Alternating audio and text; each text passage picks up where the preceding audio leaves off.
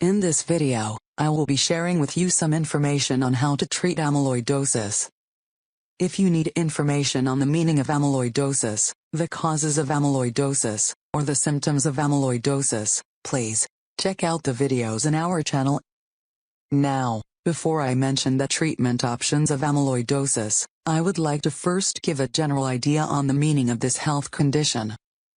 Amyloidosis is any of a group of disparate conditions characterized by extracellular deposition of insoluble fibrils composed of misaggregated proteins. These proteins may accumulate locally, causing relatively few symptoms, or widely, which involves multiple organs, and then leading to severe multi-organ failure. Amyloidosis can be primary or be secondary to various infectious, inflammatory, or malignant conditions. Diagnosis is by biopsy of affected tissue, and the amyloidogenic protein is typed using a variety of immunohistologic and biochemical techniques. Amyloid deposits are composed of small, insoluble fibrils that form beta-pleated sheets that can be identified by X-ray diffraction. In addition to the fibrillar amyloid protein, the deposits also contain serum amyloid peak component, and glycosaminoglycans. Amyloid fibrils are made of misfolded proteins that aggregate into oligomers and then fibrils. A number of normal, wild-type and mutant proteins are susceptible to such misfolding and aggregation, thus accounting for the wide variety of causes and types of amyloidosis.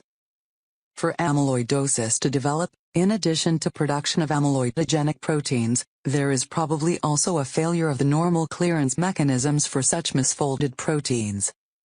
The amyloid deposits themselves are metabolically inert but interfere physically with organ structure and function. However, some prefibrillar oligomers of amyloidogenic proteins have direct cellular toxicity, an important component of disease pathogenesis. Amyloid deposits stain pink with hematoxylin and eosin, contain carbohydrate constituents that stain with periodic acid shift dye or with Alcian blue, but most characteristically have apple green birefringence under polarized light microscopy after Congo red staining. On autopsy inspection, affected organs may appear waxy. How can amyloidosis be treated? There is no cure for amyloidosis. Therefore, your doctor will prescribe treatments to suppress the development of the amyloid-forming protein, and to manage your symptoms. If amyloidosis is related to another condition, then treatment will include targeting that underlying condition. Specific treatment depends on the type of amyloidosis you have, and the number of organs affected. I will mention some of them now. High-dose chemotherapy with stem cell transplant can help remove the substance that leads to amyloid formation in those with primary AL amyloidosis who have no more than 2 major organs damaged.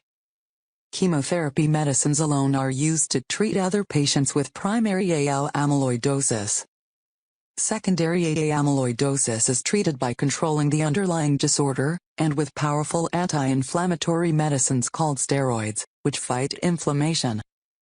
Also, liver transplant may stop the disease in those with hereditary amyloidosis, while a kidney or heart transplant may also be recommended. I would like to also mention that other treatments to help with symptoms may involve the use of diuretic medicine to remove excess water from your body, while thickeners are added to fluids to prevent choking in those who have swelling of the tongue, and compression stockings can also be used to relieve swelling in the legs or feet. Diet modifications is also a treatment option, especially for those with gastrointestinal amyloidosis.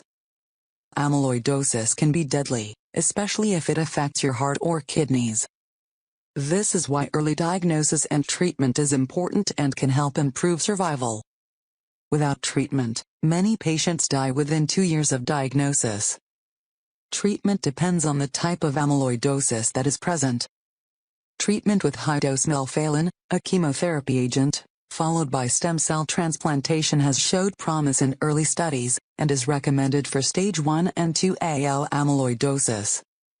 However, only 20 to 25% of people are eligible for stem cell transplant.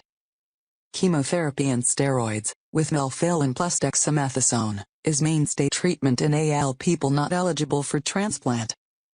In AA amyloidosis, the symptoms may improve if the underlying condition is treated, and epredosate has been shown to slow renal impairment by inhibiting polymerization of amyloid fibrils. In ATTR amyloidosis, liver transplant is a curative therapy because mutated transthyretin, which forms amyloids, is produced in the liver. For more information on this type of cancer, and all other cancer types, please visit www.ecancertips.com. Thanks for watching.